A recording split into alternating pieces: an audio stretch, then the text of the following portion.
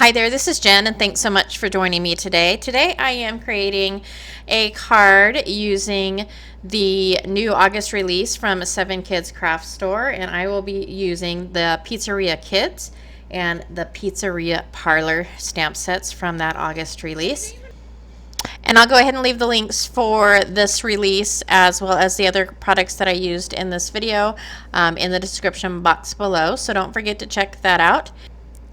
And I decided for this card that I would go ahead and create a 1-layer card. So I will be doing some masking, which I don't often do. And this was my mistake. So I was showing you that first.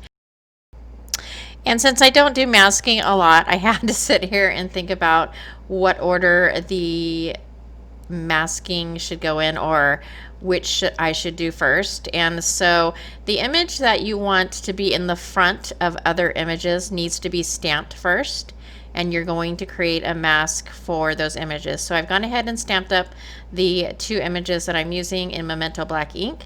I am using Memento Black because I am doing some alcohol marker coloring, and I have stamped these up on some hammer mill paper, which is great for alcohol markers.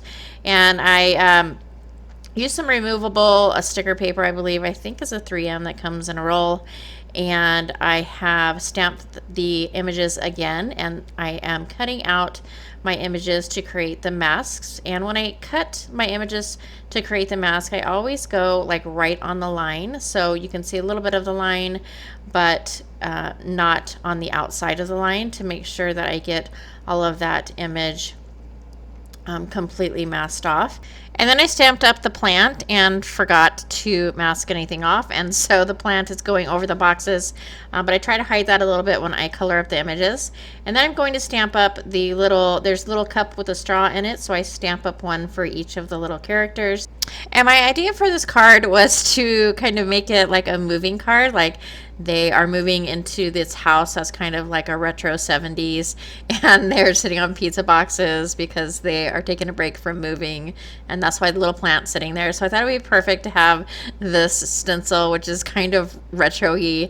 And so I went and I looked up on Pinterest some like retro wallpaper, and to pick out the colors that I wanted to use. And so I went ahead and grabbed my Catherine Pooler inks, and I'm just doing a random pattern using my blending brushes. I didn't mean to go down all the way to the bottom because I had wanted that to be like a rug area or a carpet area, but I ended up doing that anyhow.